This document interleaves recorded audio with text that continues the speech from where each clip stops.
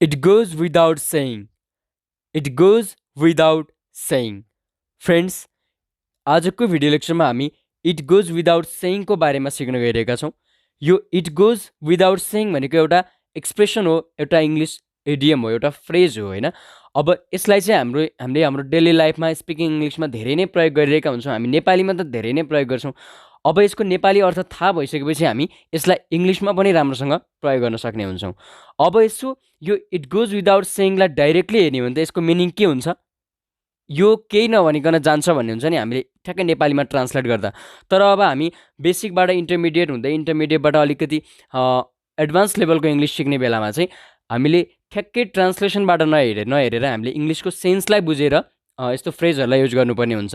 त्यस कारणले अब चाहिँ हामी के गर्छौँ, यसको सेन्सलाई बुझ्छौँ। इट गोज विदाउट सेइङको मिनिङ यसमा यसले केही नभनिकन जान्छ भन्ने दिँदैन। यो एउटा एक्सप्रेसन हो, एउटा इङ्ग्लिस एडियम हो, एउटा टुक्का हो होइन। यसले एउटा सर्ट एन्ड मिनिङ राखेको हुन्छ। यसको ठ्याक्कै एक्ज्याक्टली मिनिङ थाहा भयो भने मात्र हामीले यसलाई प्रयोग गर्न सक्छौँ। र हाम्रो डेली लाइफमा स्पोकन इङ्ग्लिसमा हामीले एकदमै धेरै प्रयोग पनि गरिरहेका हुन्छौँ। र हामीले यो किन पनि सिक्न आवश्यक छ भने किनकि यसले जुन मिनिङ दिन्छ त्यसलाई त हामी अरू नै कुराहरू युज गरेर पनि हामी त्यसको मिनिङ निकाल्न सक्छौँ। तर हामीले कहिलेकाहीँ इङ्ग्लिस फिल्महरू हेर्दाखेरि होइन, विभिन्न न्युज पेपरहरू पढ्दाखेरि अनि फरेनरहरूसँग विदेशीहरूसँग कुरा गर्दाखेरि के हुन्छ, त्यस्तो सिचुएसनहरू आउँछ जहाँ चाहिँ उनीहरूले यस्तो खालको फ्रेजहरूलाई युज गरिरहेका हुन्छन्। अनि हामीले यदि यो फ्रेजलाई बुझेनौँ भने त हामी रिप्लाई गर्न सक्दैनौँ होइन, हामीले के भनेको नै बुझ्न सक्दैनौँ। त्यस कारणले हामीले डेली लाइफमा यसलाई धेरै युज गरेनौँ भने पनि हामीले बुझ्नु चाहिँ पर्छ यसको मिनिङ के हो भनेर। र यदि हामीले यसलाई युज गऱ्यौँ भने त हाम्रो स्पोकन इङ्ग्लिस एकदमै एडभान्स्ड हुन्छ, एकदमै स्ट्यान्डर्ड इङ्ग्लिस हामी बोल्न सक्ने हुन्छौँ। त्यस कारणले यसको बारेमा एकदम डिटेलमा जान्ने हामीले एकदम आवश्यक छ। ओके, अब हामी यसको ठ्याक्कै नेपालीमा यसलाई हामी मिनिङ के हुन्छ यसो हेरौँ है त। इट गोज विदाउट सेइङ भनेको चाहिँ के हो नेपालीमा? यसमा कुनै भनिरहनु पर्ने कुरा छैन भन्ने सेन्स दिन्छ, अथवा यो भनिरहनु पर्ने आवश्यक छैन, यो पनि भन्ने कुरा हो त, यो त भन्नै पर्दैन नि, यो स्पष्ट छ। अब यो इट गोज विदाउट सेइङले चाहिँ यी मिनिङहरू राख्छ नेपालीमा। अब यो 5वटा यसको डिफ्रेन्ट मिनिङ होइन, यी सबै मिनिङहरू एउटै मिनिङ हुन्। यी सबै के हुन्? एउटै मिनिङ हो, जुन चाहिँ इट गोज विदाउट सेइङले राख्छ नेपालीमा। अब हामीले यो इट गोज विदाउट सेइङलाई चाहिँ कस्तो सिचुएसनमा नेपाली प्रयोग गर्छौँ भन्दा त हामी जब बोल्ने बेलामा हामी बोल्दा बोल्दै भन्छौँ नि, यसमा चाहिँ कुनै भनिरहनु पर्ने कुरै छैन नि, यो त अलरेडी थाहा भएकै कुरा हो नि, यो पनि भन्ने कुरा हो त, यो त अलरेडी स्पष्ट छ नि। जुन कुरालाई चाहिँ एक्सप्लेन गरेर फेरि बढाइ चढाइ गरेर भन्नु पर्दैन नि, एक्सप्लेन गर्नु पर्दैन, भन्नु पर्दैन नि, भन्न आवश्यक हुँदैन नि, त्यस्तो बेलामा हामी के गर्छौँ? इट गोज विदाउट सेइङको प्रयोग गर्छौँ। अब हामी इक्जाम्पलबाट अझै राम्रोसँग बुझ्न सक्छौँ। जस्तै एउटा इक्जाम्पल लिउँ, यो भन्नै पर्दैन कि जसले कर्म गर्छ उसैले फल पाउँछ। अब जसले कर्म गर्छ उसैले फल पाउँछ भन्ने कुरा पनि भनिरहनु पर्दैन नि, यो त अलरेडी नोन चिज हो क्या, यो अलरेडी मान्छेलाई सबैलाई थाहा भएकै कुरा हो। त्यस कारणले यो जसले काम गर्छ उसले फल पाउँछ, जसले मह काट्छ उसले हात चाट्छ भन्छौँ नि हामी नेपालीमा। अब त्यो पनि भनिरहनु पर्ने कुरा हो त, होइन नि। त्यस कारणले हामीले यसमा के गर्छौँ? इट गोज विदाउट सेइङको प्रयोग गर्छौँ। जुन कुरा चाहिँ भनिरहनु आवश्यक छैन क्या, जुन कुरा चाहिँ अलरेडी थाहा छ, अलरेडी स्पष्ट छ, क्लियर छ, अभियस छ होइन, जुन अलरेडी अन्डरस्टुड छ, वेल नोन छ, त्यो भनिरहनु नपर्ने कुरालाई चाहिँ हामी के गर्छौँ? इट गोज विदाउट सेइङको प्रयोग गर्छौँ। त्यसै गरी यो स्पष्ट छ कि धुम्रपान स्वास्थ्यको लागि हानिकारक छ। अब धुम्रपान स्वास्थ्यको लागि हानिकारक छ भन्ने कुरा त अलरेडी स्पष्ट छ नि, यसको बारेमा केही भनिरहनु पर्दैन नि, मतलब यसलाई चाहिँ अझै फर्दर एक्सप्लेन गरेर भनिरहनु पर्ने आवश्यक छैन, यो भन्ने कुरा होइन, अथवा यसमा कुनै भनिरहनु पर्ने कुरा छैन, यो अलरेडी के छ? स्पष्ट छ, अभियस छ। त्यस कारणले यस्तो जुन कुनै पनि कुरा जुन अलरेडी स्पष्ट हुन्छ, जुन अलरेडी अभियस हुन्छ, जसको बारेमा चाहिँ एक्स्ट्रा केही भनिरहनु आवश्यक छैन, त्यस्तोलाई हामी के गर्छौँ? इट गोज विदाउट सेइङ भन्ने फ्रेजको हामी प्रयोग गर्छौँ। अब हामी केही इक्जाम्पलहरूबाट अवश्य बुझ्छौँ र यसको स्ट्रक्चर पनि कस्तो हुन्छ हामी त्यसलाई पनि हेर्छौँ। इट गोज विदाउट सेइङको अर्थ त के हुन्छ? यसमा कुनै भनिरहनु पर्ने कुरा छैन, अथवा यो स्पष्ट छ, यसलाई कुनै एक्सप्लेन गर्ने जरुरत छैन भन्ने बुझिन्छ। अब यसको स्ट्रक्चर हेरौँ है त। It goes without saying plus that plus sentence. पहिला आउँछ इट गोज विदाउट सेइङ, सबैभन्दा पहिला के हुन्छ? यसमा कुनै भनिरहनु पर्ने कुरा छैन भन्ने आउँछ। अनि द्याटले कि भन्ने सेन्स दिन्छ, यसमा कुनै भनिरहनु पर्ने कुरा छैन कि, अथवा यो स्पष्ट छ कि भन्छ क्या। So it goes without saying, त्यसपछि आउँछ द्याट, अनि त्यसपछि हाम्रो सेन्टेन्स आउँछ। र सेन्टेन्स चाहिँ हाम्रो टेन्सको अकर्डिङ हामीले जुन टेन्समा सेन्टेन्स बनाइरहेका छौँ त्यो अनुसार प्रेजेन्ट टेन्समा पनि हुनसक्छ, पास्टमा पनि हुनसक्छ, र फ्युचरमा पनि हुनसक्छ। सो स्ट्रक्चर भयो। अब हामी केही इक्जाम्पलको मद्दतबाट यो बुझ्छौँ। अब हाम्रो पहिलो इक्जाम्पल छ, यो स्पष्ट छ कि धुम्रपान स्वास्थ्यको लागि हानिकारक छ। यो स्पष्ट छ कि धुम्रपान स्वास्थ्यको लागि हानिकारक छ। अफकोर्स होइन, धुम्रपान चाहिँ के छ, स्वास्थ्यको लागि हानिकारक छ नि त। यो कसैले भनिरहनु पर्ने कुरा छ त छैन, यो अलरेडी स्पष्ट छ। सो अब यसलाई इङ्ग्लिसमा कसरी बनाउने?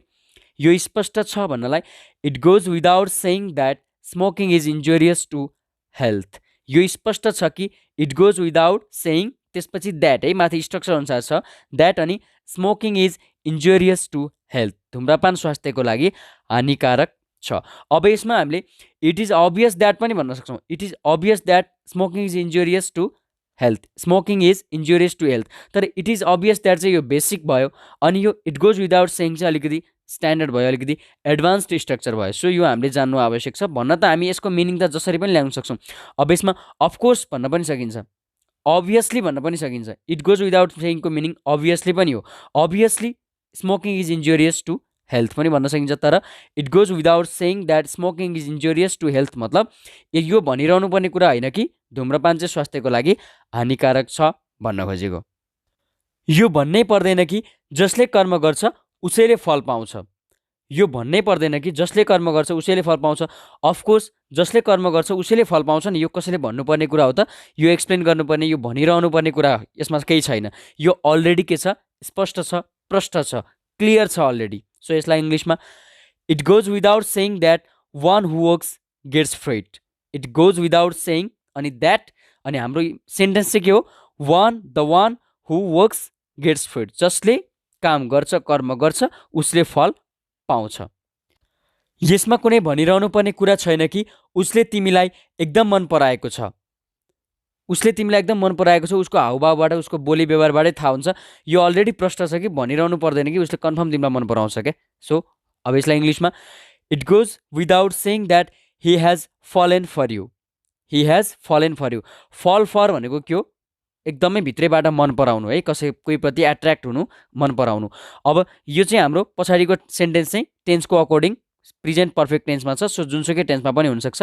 It goes without saying that he has fallen for you, यसमा कुनै भनिरहनु पर्ने कुरा छैन कि उसले तिमीलाई एकदम मन पराउँछ। यसमा कुनै शङ्कै छैन कि म तिमीलाई सधैँभरि साथ दिनेछु। यसमा कुनै शङ्का छैन कि म तिमीलाई सधैँभरि साथ दिनेछु, म तिमीलाई सधैँभरि साथ दिनेछु। यो स्पष्ट छ, तिमीले सँगै गर्नु पर्दैन, यो कुरो भनिरहनै पर्दैन। सपोज मलाई कसैले सोध्यो के तिमी मलाई जिन्दगीभर साथ दिन्छौ भनेर सोध्यो भने यो भनिरहनु पर्ने कुरा हो र यो पनि, म तिमीलाई जिन्दगीभर साथ दिइहाल्छु नि, यो शङ्कै छैन यसमा भनेको। इङ्ग्लिसमा it goes without saying that I will support you forever. यो हाम्रो सिम्पल फ्युचर टेन्समा छ।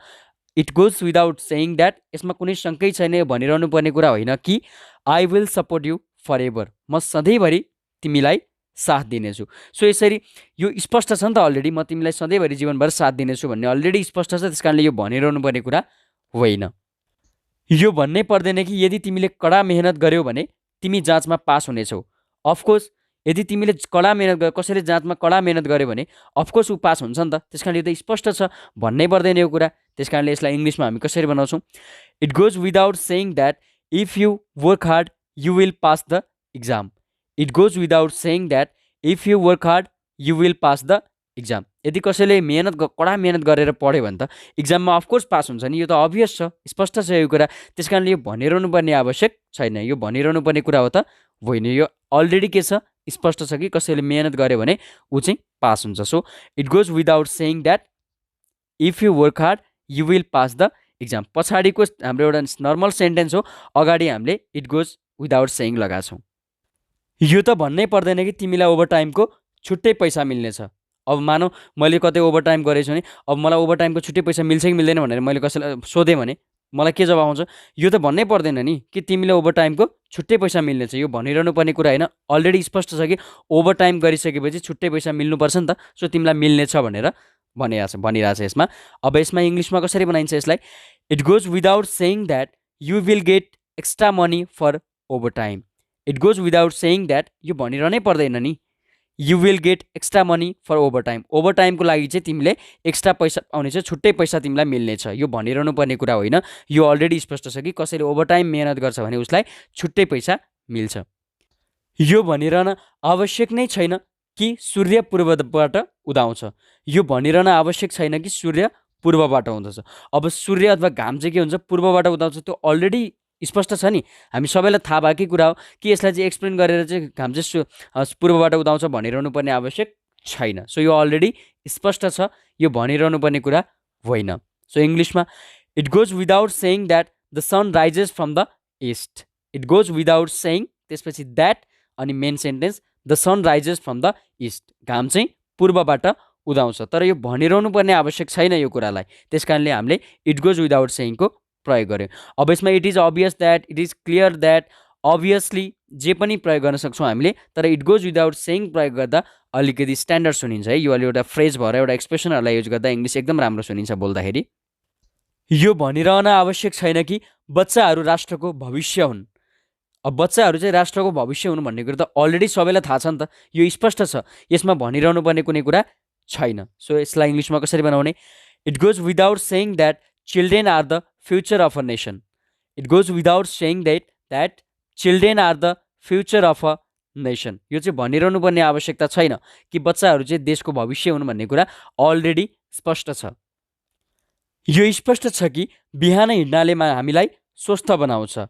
अब बिहान बिहान हामी हिँड्यौँ भने त्यसले हामीलाई स्वस्थ बनाउँछ भन्ने कुरा त स्पष्ट छ, यसमा कुनै भनिरहनु पर्ने कुरा छैन नि त। So it goes without saying that walking in the morning makes us healthy. It goes without saying अनि द्याट, त्यसपछि हाम्रो main sentence walking in the morning makes us healthy, बिहान बिहान हिँड्नाले हामीलाई स्वस्थ बनाउँछ, यसमा भनिरहनु पर्ने कुरा छैन, यो स्पष्ट छ, यो पनि भन्ने कुरा हो त भन्न खोजेको। त्यस कारणले हामीले यसमा इट गोज विदाउट सेइङको युज गऱ्यौँ।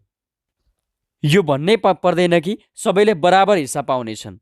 यो भन्नै पर्दैन कि सबैले बराबर हिस्सा पाउनेछन्। अब कुनै कम्पनीमा कसैले लगानी गर्यो भने त्यहाँबाट आउने प्रफिटको हिस्सा के हुन्छ? बराबर हुन्छ। अनि यो भनिरहनु पर्ने कुरा हो त होइन नि, यो त बराबर पाउँछन्, अफकोर्स अलरेडी थाहा छ।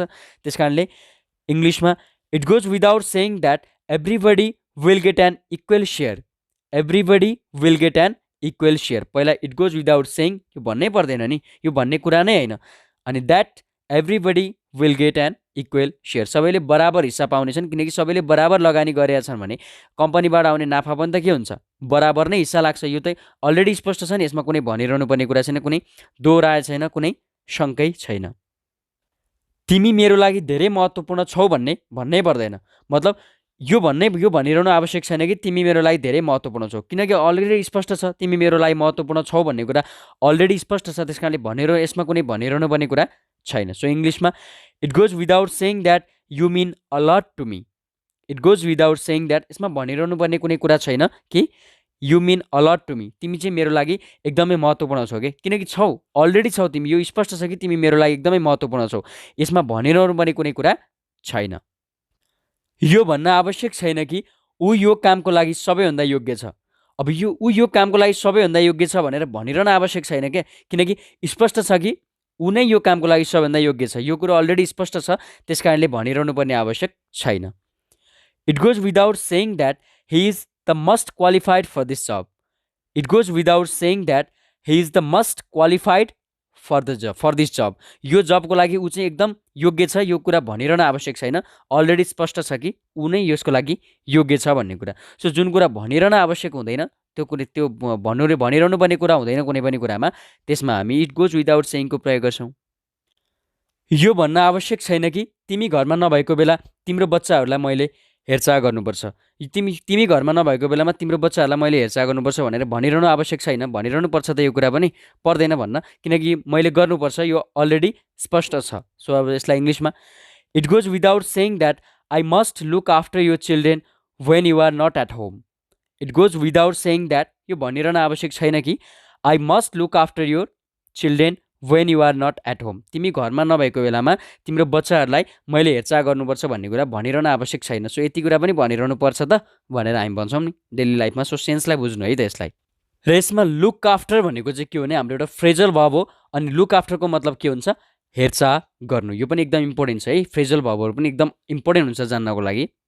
सो गाइज आजको भिडियो लेक्चरमा मैले केही इक्जाम्पलहरूको माध्यमबाट मैले इट गोज विदाउट सेइङको मिनिङ कस्तो हुन्छ अनि त्यसलाई कुन सिचुएसनमा प्रयोग गरिन्छ भन्ने कुरा सिकाएँ तपाईँहरूलाई। मलाई लाग्छ कि मैले चाहिँ राम्रोसँग तपाईँहरूलाई सिकाउन सकेँ जस्तो मलाई लाग्छ।